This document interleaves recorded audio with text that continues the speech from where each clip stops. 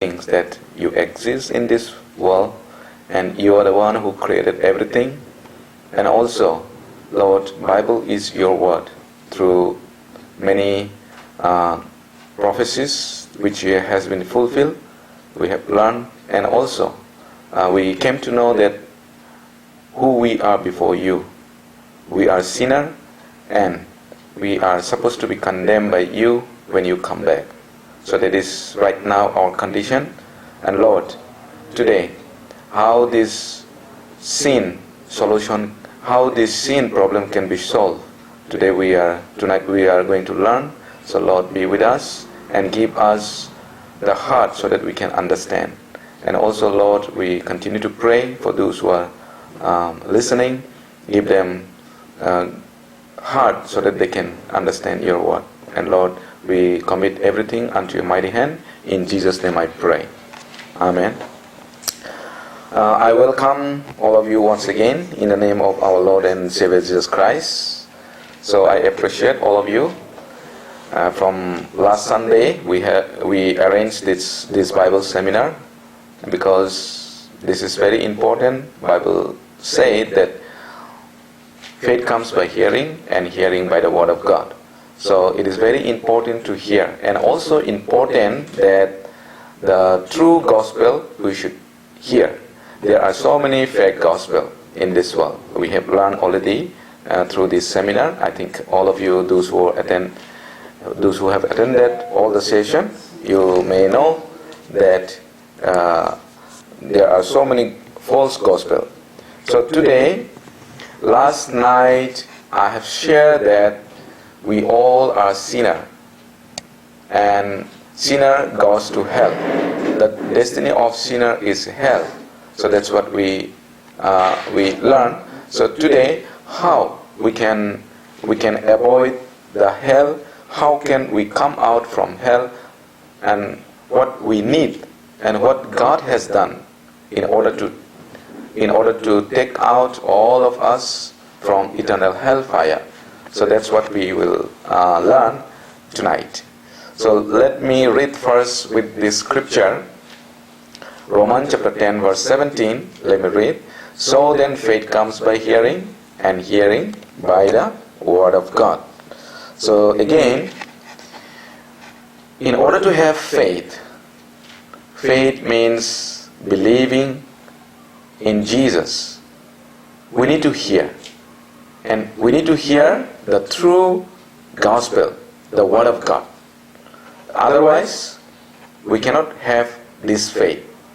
So in order to have faith, we need to hear the word of God. So we have been hearing from last Sunday, and we examined whether all what we have learned, whether it is true or not. Let me just review a little bit. We have learned that God really exists. So what the evidence we have? We already learned, yes, God truly exists. So we through God revealed through the nature, and also through the Bible. And also we learn, how do I know the Bible is true? Through the historical evidence, and also the prophecy, fulfillment of the prophecy we learn. And number 3, what is the purpose of our life, or my life?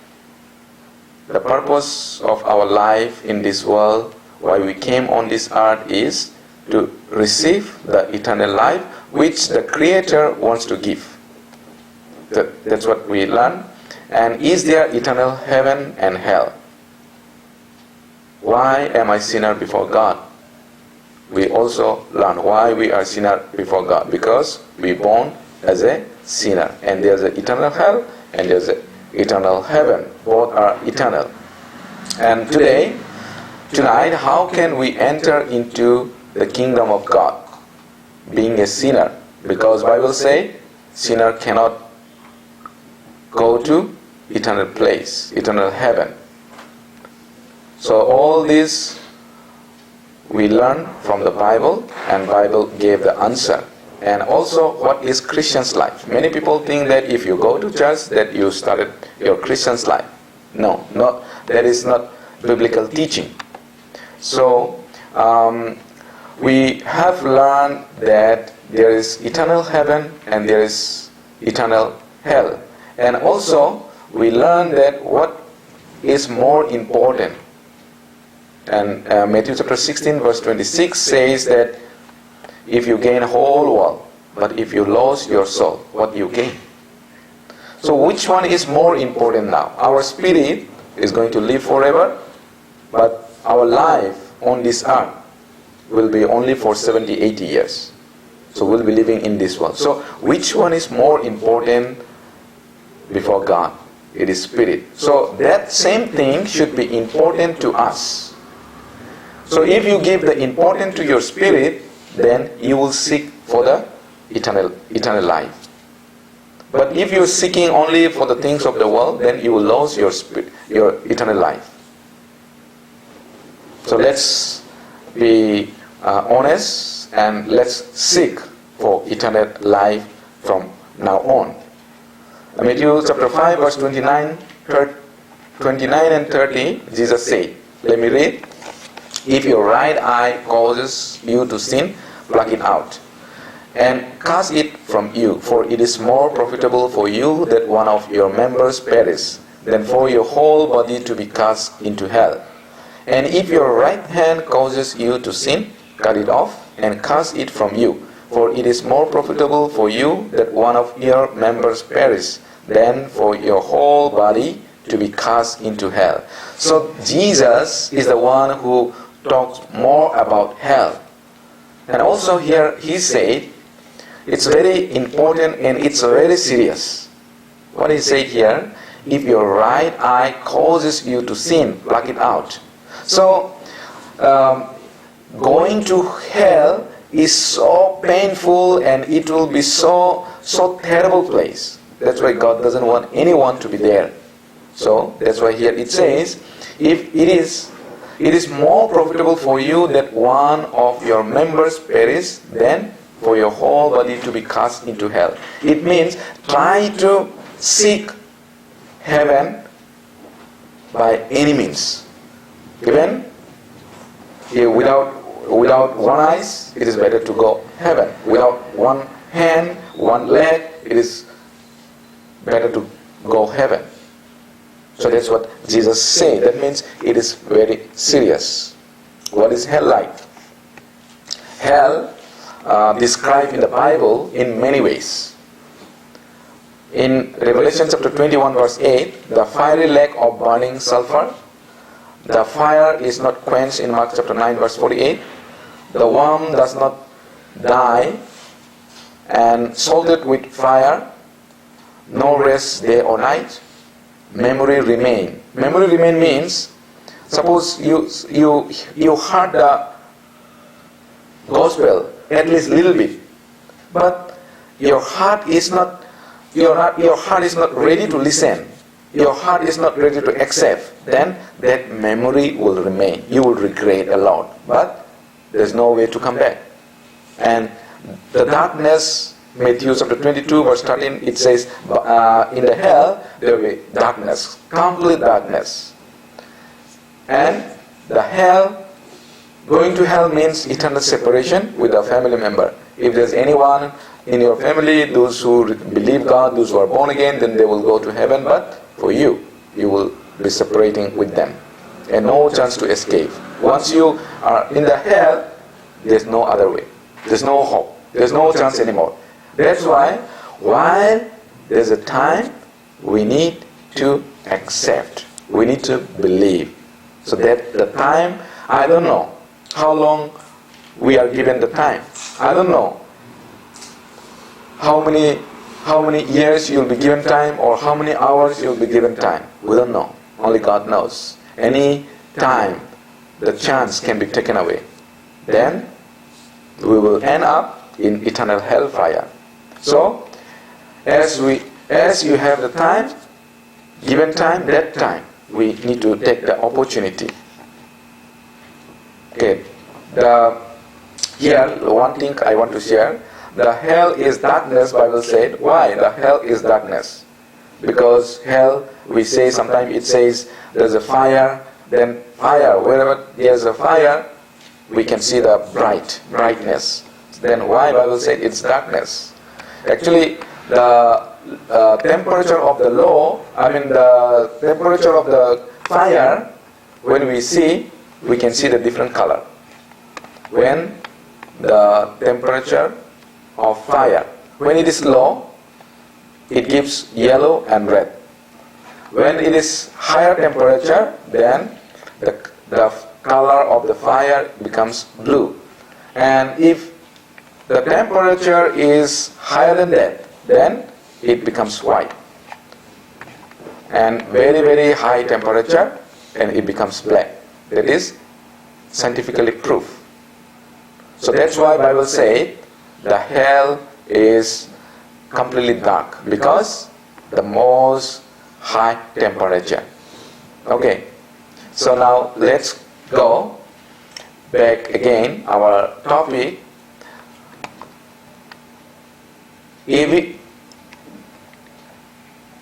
Adam and Eve, they are cast out from Eden because of sin. They disobey. And after Adam and Eve cast out, the number are increased again.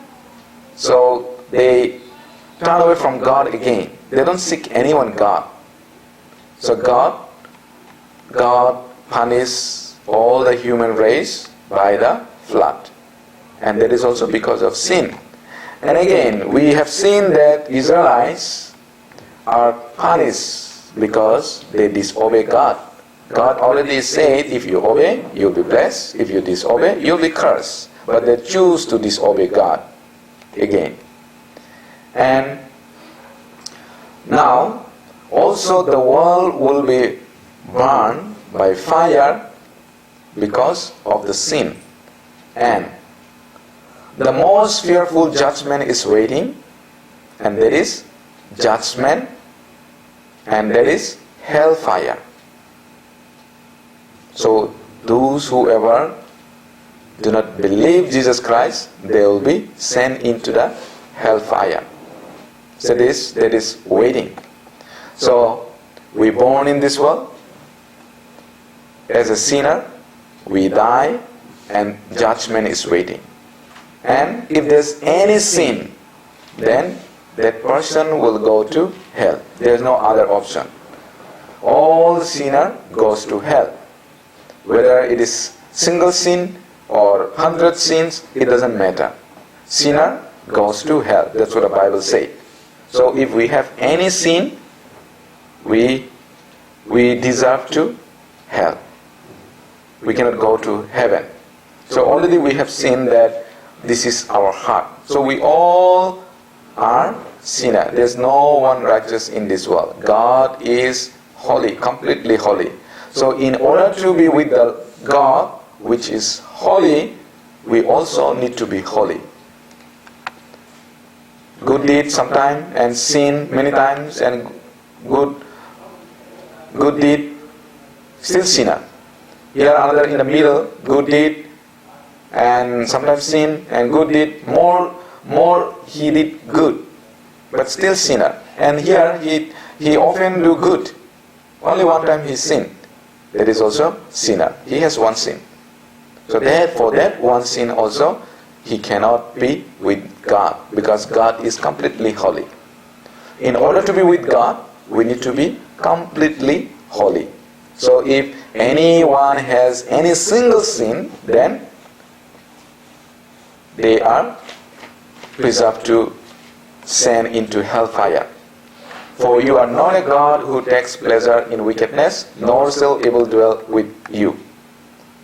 So God cannot tolerate with sin. Look at again here, we have so many sin in our heart. And all the sins are already in the heart, and time to time it come out from our heart. Now, who can go to heaven? Person who did good things, or by going to church, or person who donate many times their money, their wealth, or keeping 10 commandments, or who confess the sin. Can they go to heaven? Absolutely not. Because of sin.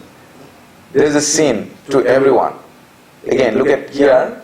People who goes to heaven. Now, who goes to heaven?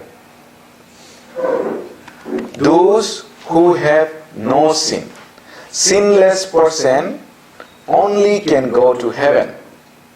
And on the other hand, if any person can keep all the laws of God, then they can go to heaven. But we cannot keep all the laws. Yesterday we see, even the single laws we cannot keep. And we all are sinner. Then that way can go to heaven. And another way, if you are forgiven completely your sin, then you can go to heaven. So Jesus came to forgive our sin. So if you know, believing Jesus means believing my sin has been forgiven by Jesus Christ. That is the believing in gospel, or believing in good news, or believing in Jesus. So either this way or that way we can go to heaven. But number one is impossible, because we cannot keep the law and we all are sinner. We need to be, in order to go to heaven, the other way is we need to be forgiven completely. Our sin, inside, outside, all should be forgiven. Then we can go to heaven. Okay. Romans chapter 6 verse 23. Let me read. For the wages of sin is death. Remember, the wages sin is death. Even single sin, or no matter how tiny sin you have, but that is the result is death for that sin.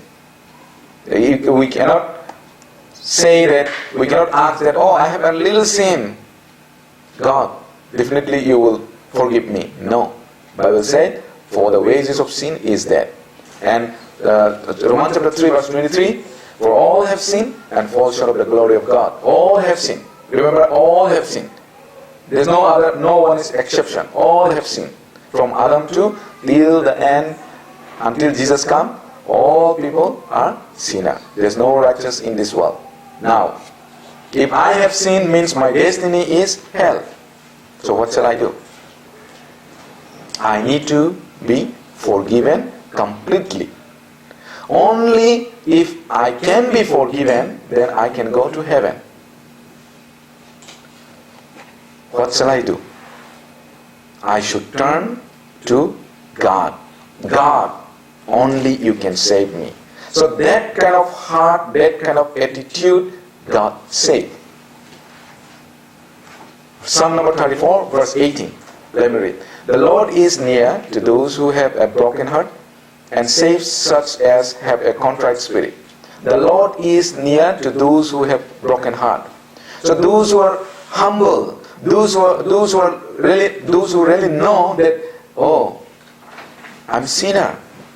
That means I will be judged by God. That means if God judges me, I will go to hell. If anyone realize and humble themselves, then God can save that kind of people.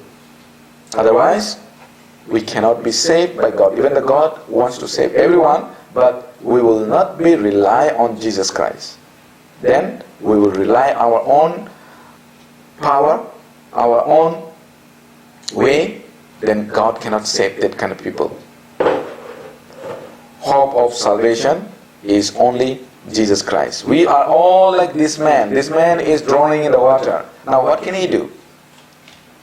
Can he come by himself? No. He can only one thing he can only do is he can shout, help me, help me. If anyone come and help, then he will be survived. Same condition is ours. We are drowning in sin. So unless someone rescue us, we cannot come out. And only Jesus can rescue, because everyone is dying. Everyone's condition is same. So no one can save anyone. Only Jesus. Jeremiah chapter 29 verse 13. Let me read. And you will seek me and find me when you search for me with all your heart. So when you seek God with all your heart, when we seek God with all our heart, when there is no other way, if you find there is still some way, then you will not seek God with your all heart. So we need to seek. If anyone seek God with all heart, then they will find God. That means they will be saved by God. So, I'm a sinner. We must know that I'm a sinner. I believe after seeing yesterday night, after attending, you all are convinced that you are sinner. If you are not convinced that you are sinner, if you still think that I'm righteous, then you cannot really turn to God. Still you will hold on your way, your thinking way, or your power. You will not completely rely on Jesus Christ. And those who only completely rely on Jesus Christ, they will be rescued from eternal hellfire. Okay, we have seen already this one. So look at this. I hope you know this story about the Pharisees and tax collector in Luke chapter 18. And both of them, they went up to the mountain to pray to God. And Pharisee prayed like this. He said like this, I fast twice a week. I give tithes of all that I possess. So he is boasting what he is doing. So that he is boasting. I did fasting. I give tithes. So I did such things. He is boasting. So he think that, I'm doing good. I'm doing good. So definitely God will listen my prayer. So he never thought that, he never considered himself a sinner. He never put himself in a sinner position. He always take it that, I'm doing something good for God.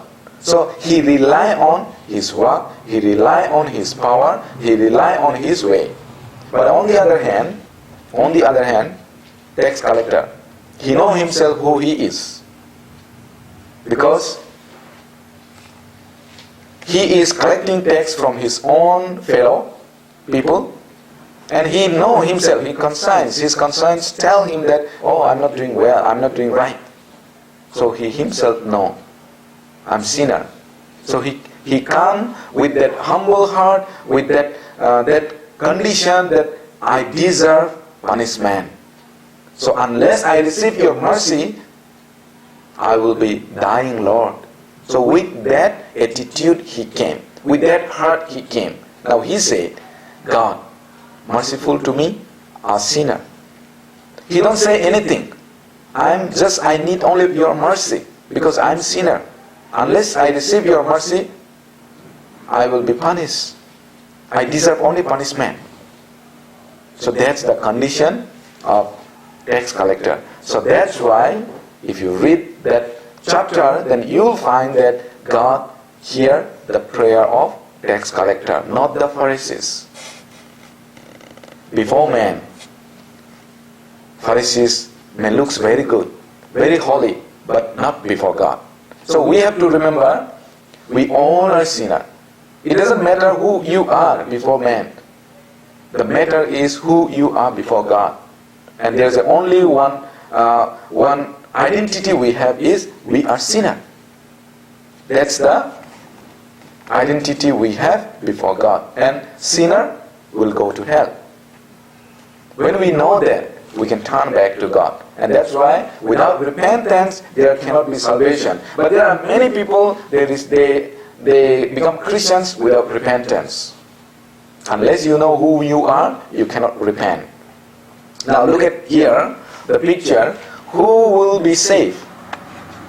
Among this down, they are all drowning. So one is like this condition. He is drowning. He's thinking like this. He's living his own way. Even God is coming. God wants to save everyone. But no, I will swim and I will save myself. His own way. and the other is he is satisfied with worldly life and has no interest about spirit. That means he has no interest to be safe. And the other is one who tries to go to heaven by keeping laws and goodness. So he did good something and he tried to please God by doing something. And another one is one who realized his sin and called for God's help. So who will be saved by God among these four persons? Of course, only who realize his sin and call for help to God. God save only those who humble and those who call with honest heart. 1 Timothy chapter 1 verse 15. Let me read. This is a faithful saying and worthy of all acceptance that Christ Jesus came into the world to save sinners, of whom I am a chief. Apostle Paul said, this is his testimony. He said, this is faithful saying, worthy of all acceptance. Christ Jesus came into the world to save sinners. So the purpose why Jesus came on this earth is to save the sinners. And he considered himself, I am a chief sinner. So you think if you are a sinner, then God mercy will come to you. If you think that I'm not sinner that much, then God mercy cannot come to you. First, I need to know I'm a sinner and that sin will lead me into hell. Then God can save that person. Hebrews chapter 9 verse 22. In the Old Testament we'll go after this. Let me read. And according to the law, almost all things are purified with blood. And without shedding of blood, there is no remission. In order to forgive sin, the blood must be shed. Without shedding of blood, there cannot be forgiveness. So that's what the Bible says. So that's the reason Jesus came on this earth to shed his blood in order to forgive people's sin. The sin of the world. Because without shedding of blood, there's no remission. And we cannot shed our blood for others. In order to shed blood, the person should be holy. The person should be without sin. But we all are sinners. Okay. How sin can be forgiven? Just we look at the Old Testament, how God forgive the sin of Israelites. Then we can understand easily. God told Israelites when they are in the wilderness, you sacrifice, you make, first God command Moses build an tabernacle, and how they should build the tabernacle, all the instruction is given. And in the there's a most holy place in the tabernacle, and most holy place every year they should sprinkle the blood of an animal. Then God forgive the sin of Israel for 1 year. Oh, screen is not here.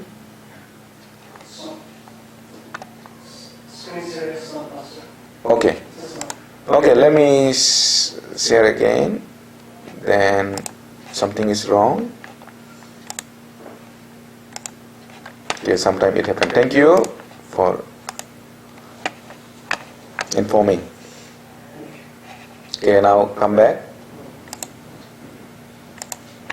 Yeah, again, this Old Testament animal sacrifice, God command to sacrifice so that through animal blood, God can forgive the sin of Israelites. So every year in the tabernacle, on the atonement day, they took the lamb and they sacrificed, and God is happy and God forgive their sin. So on behalf of Israel people, the lamb used to be killed for their sin. And that's how Israel's sin has been forgiven in the Old Testament time. Let me read Leviticus chapter 17:11. For the life of the flesh is in the blood, and I have given it to you upon the altar to make atonement for your souls. For it is the blood that makes atonement for the soul. So here clearly said, the life of the flesh is in the blood. And for the atonement, the blood is required. To make atonement for your soul, for it is the blood that makes atonement for the soul. So, in order to forgive their sin, they should shed the blood. And God give this option. They can kill on behalf of the animal. So they bring the animals and they sacrifice. And this animal shows Jesus Christ. Indicate Jesus Christ. Okay, again, how sin is forgiven. In the Old Testament, they know they're sinner, and they bring the animal, lamb or goat, sometimes God, but most of the time lamb. And God commands them, before they sacrifice, to lay their hand on the animal. And when usually high priest lay his hand on the animal head, and when they do that, God moves the sin of the person to the animals. Then animal becomes sinner, and they sacrifice the animals, and the blood is taken into the most holy place and sprinkled on the mercy seat. Like this man, now he take for sacrifice for his sin for 1 year.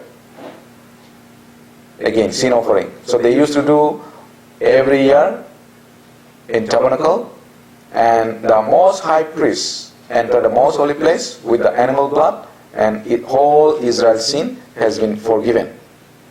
Like this, put the hand on animal's head. That means when they do that, it is God who moves the sin of man to the animal. Now, look at the picture. Who becomes sinner? It was man, but when he lay his hand on the head of animal, his sin moves to the animal. So now animal become sinner. Now, the wages of sin is death. So who is supposed to be killed? It is animal. So that's how God make atonement for Israelites in the Old Testament.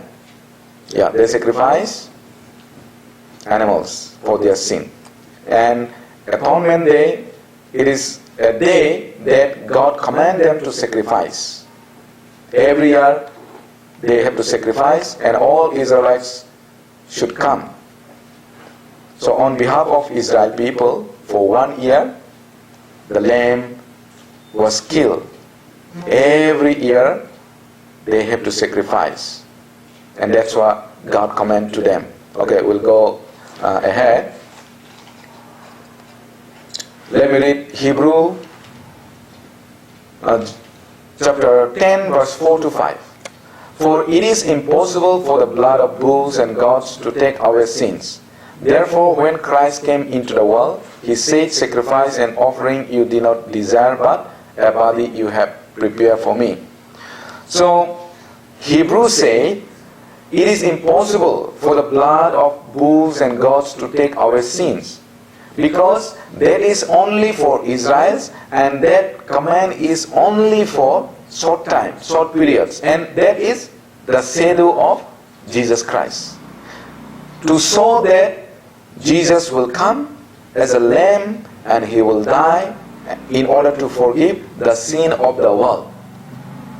So the animal sacrifice is given to them to show us that Jesus is coming to be sacrificed like an animal, like a lamb, in order to take our sin. All the animal sacrifice shows Jesus will come one day and will die like that. Now we can easily understand. If God doesn't allow that to the Israelites, then I think it's difficult to understand that Jesus died for us. Jesus died for our sin. So that's why beforehand God allowed this sacrifice to Israelites, so that we can easily understand. And Hebrews chapter 9 verse 12, also let me read. He did not enter by means of the blood of goats and calves, but he entered the most holy place all by his own blood, having obtained eternal redemption. Jesus entered most holy place with his own blood. Other priests in the time of Israel, high priests, they enter with the blood of an animal. But Jesus, he entered by his own blood. And he sacrificed once for all. Eternal redemption. Here it says, he obtained eternal redemption by entering into the most holy place. Hebrews chapter 9 verse 25 also. How he did. Let me read. Nor did he enter heaven to offer himself again and again.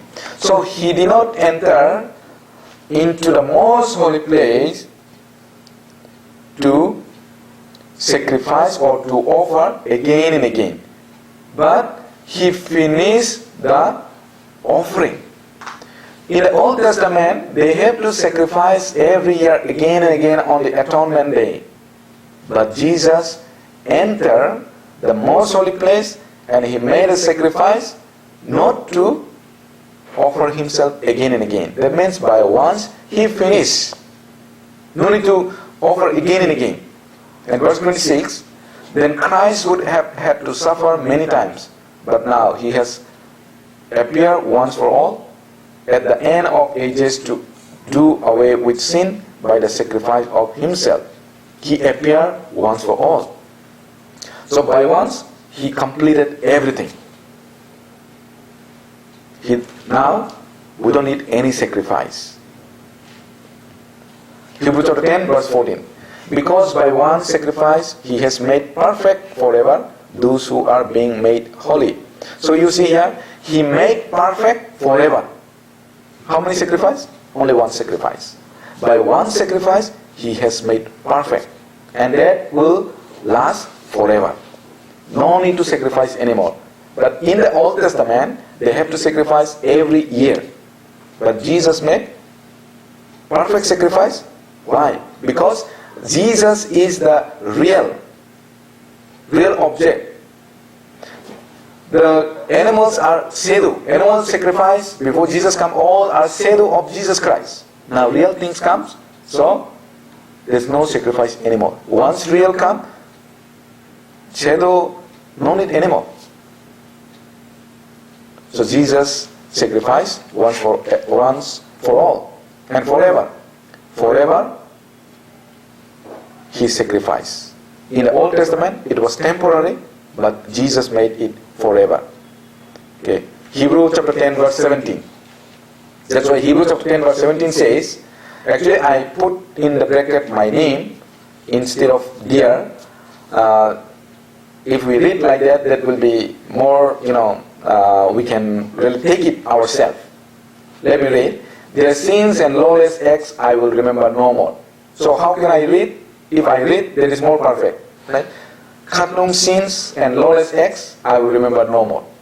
That means it is taking myself, accepting myself that God take away all my sin. Now he will not remember anymore that I'm a sinner. He will not remember.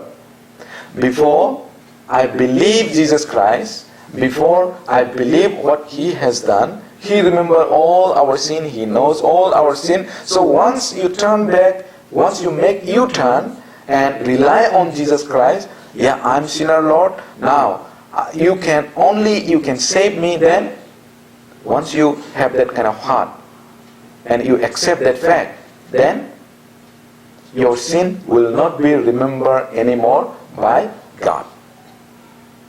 He forget completely. 1 John chapter 2 verse 2 also. He is the atoning sacrifice for our sins, and not only for ours, but also for the sins of the whole world. Atoning sacrifice. Propitiation.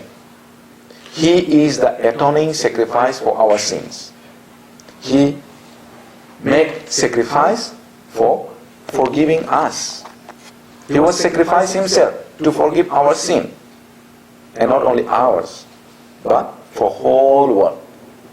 All people, those who are in the world, their sin has been forgiven through Jesus Christ. Even the Adam and Eve is forgiven by the blood of Jesus Christ. Because Adam and Eve was covered by the forgiven by the animal of blood. But the blood of animal cannot forgive anyone.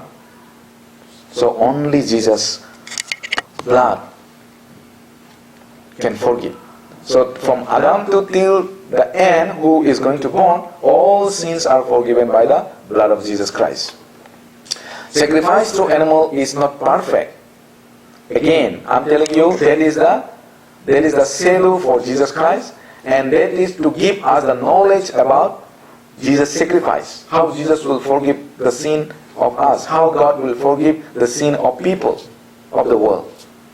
So sacrifice through animal is not perfect. That is temporary, and just like a shadow, and showing that Jesus will come one day. That's why it's not sacrifice. Look at, not perfect. You look at the picture. This man, he sacrificed on the atonement day, and next day he started committing sin. Again, next year on the atonement day, he come and sacrifice. So he has forgiven whole sin again, whole year sin. But next day, he will be committing sin again. So again, sinner. Now, before atonement day, if he die, what will happen? He will die as a sinner. The wages of sin is death. So he will go to hell because he died as a sinner. So he will go to eternal hellfire. So that's why the sacrifice through animal is not perfect. So Jesus came. The wages of sin is death. Hebrews chapter 10 verse 1. Let me read. For the law having a shadow of the good things to come, and not the very image of the things, can never with the same sacrifices which they offer continually year by year make those who approach perfect. But it says here, for the law having a shadow of the good things to come. The shadow, having a shadow of the good things to come. So all what Israelites are performing, they are shadow of Jesus Christ. Now real things come. He is Jesus Christ. And he made a perfect sacrifice. 1 year sins used to be forgiven in Old Testament. Okay, the atonement day is 7 months, 10 days. There is the atonement day. So every 7 months, 10 days, they will sacrifice once in a year. They sacrifice, and their sin for 1 year used to be forgiven in the Old Testament. Okay, now look at the screen again. Redemption of law, how the God forgive the sin of Israelites, and we'll compare in the New Testament. In the Old Testament, for who the animal was sacrificed, it is for Jews. An offering made the animals. The sacrifice was made the animals. And how many? Once in a year. Validity also 1 year. So every year they have to come. And that is the shadow, not the real. But in the New Testament, for whom the sacrifice was made, it is for all people, not only for Jews, but for all people. What sacrifice? A body of Jesus Christ. Body of Jesus Christ. And how many? Once for all. Forever. And validity also? Forever. Eternally. And the image is true image. The real sacrifice. Not shadow anymore. Jesus Christ, He made a perfect sacrifice. In the Old Testament also we see, look at the picture, Adam, as I already mentioned, Adam was forgiven by covering the tunic of skin. That means animal sacrifice. So these also represent Jesus Christ. It shows Jesus Christ, the shadow of Jesus Christ. And Abel offering, lamb, he just offered by faith, one of the lamb. So that lamb is the shadow of Jesus Christ. And in the wilderness, Israelites, they sacrifice on the atonement day. That is also shadow of Jesus Christ. And when Israelites came out from the Egypt, they are told to put the blood on the doorposts. And it said that when I see the blood, I will pass over you. That's what God told them. And that also shadow of Jesus Christ. These all four examples predict about Jesus' sacrifice. Jesus will die like this and to save the people of the world. Those who put the blood on the doorpost, all firstborn are alive. But those who don't put, they die. So same thing. And the sin is moved from sinner to lamb when Jesus died on the cross. God moved the sin of man to the lamb. Then now lamb becomes sinner and lamb should be killed.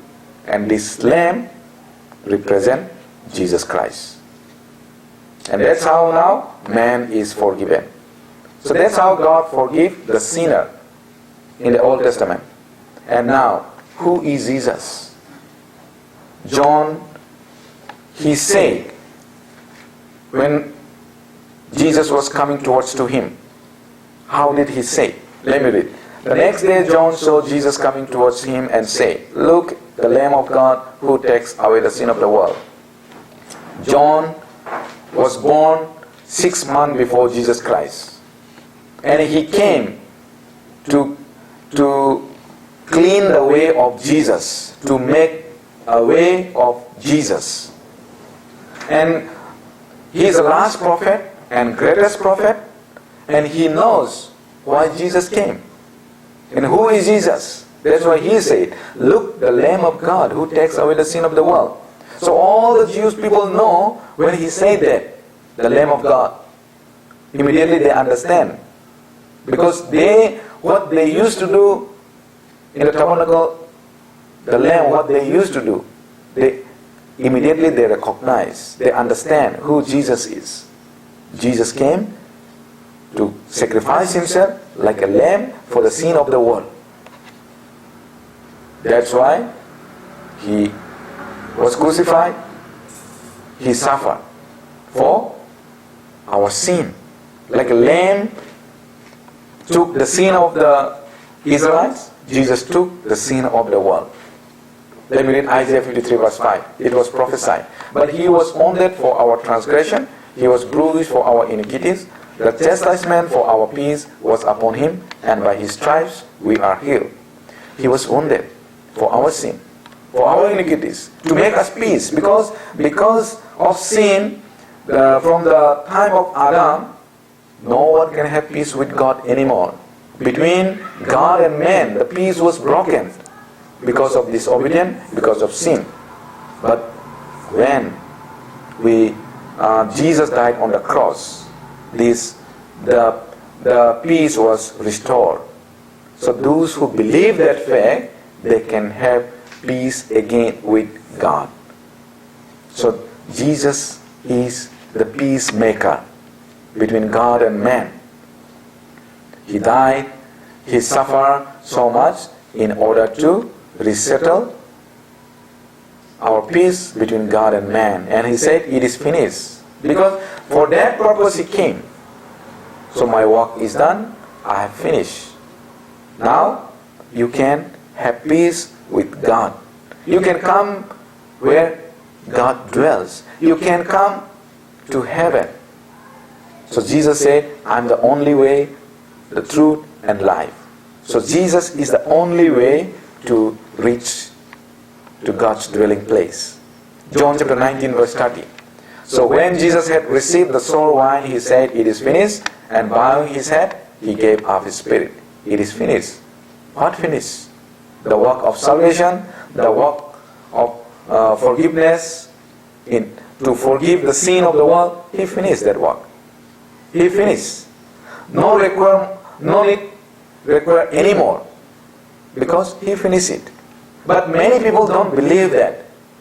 Even the so-called Christians, they said, I'm Christians, but they don't believe. Oh, I need to do something in order to receive the forgiveness, in order to go heaven. But God said, Jesus said, I finished. We have to believe that. That is the good news. That is the beginning of Christian's life. Hebrews chapter 10 verse 5. Okay, we read already. So why he did? Because John chapter 3 verse 16. For God so loved the world that he gave his own one and only Son, that whoever believes in him shall not perish but have eternal life. God, in God's, those who don't believe, God cannot be with them. And God have to punish them. They have to be destroyed in the hell. But God sent his only begotten Son to rescue the sinner. So he sent his Son so that those who are perishing, they may have the eternal life. Who are perishing? We all are perishing because we all are sinners. So only the way is to have an eternal life. Only the way is to believe in Jesus. Believe in Jesus means believing what he has done. So we are sinners. All are sinners, whether we like it or not. But God make a way. The simple thing, just believe what he has done. And that all things are written in the Bible. That's why faith comes by hearing, hearing by the word of God. This is God's word. We need to hear what God tells you. You need to hear. Then that gives the eternal life. Again, how can we get the forgiveness of sin? In the Old Testament already I told that animals take away the sin of the Jews. But in the New Testament, in our time, who take our sin? It is the one who came all the way from heaven, Jesus Christ, who took away the sin of the world. Not only Israelites, but he took the sin of the world. Now, my burden is gone. The most heavy burden is the burden of sin. And nothing can take our sin. Only Jesus Christ. So that's why Jesus invites everyone who are heavy laden and with a lot of burden, come to me. I will give you rest. So those who rely on Jesus Christ, they can really have the burden. I mean, they can have really release their burden, and they can have a peace, they can have a joy, because there is no burden. And you can stand with confidence. Otherwise, if you have something wrong, you cannot stand. When you are taken in the court, if you have something wrong, you have done, then you cannot confidently, you cannot say. But if you doesn't do any wrong, then you can say confidently, no, I never did it. So, are you ready to stand before God when he come back with a confidence? If you know your sin is forgiven, then you can stand confidently. So according to the promise, he came. Okay, John, we read, we'll just see more few minutes. Okay, 1 John chapter 3, verse 5. Let me read. And you know that he was manifested to take away our sins, and in him there's no sin. How could he take our sin? Because he has no sin. And he was manifested to take away our sin. That's the reason God sent him, so that he can take away our sin.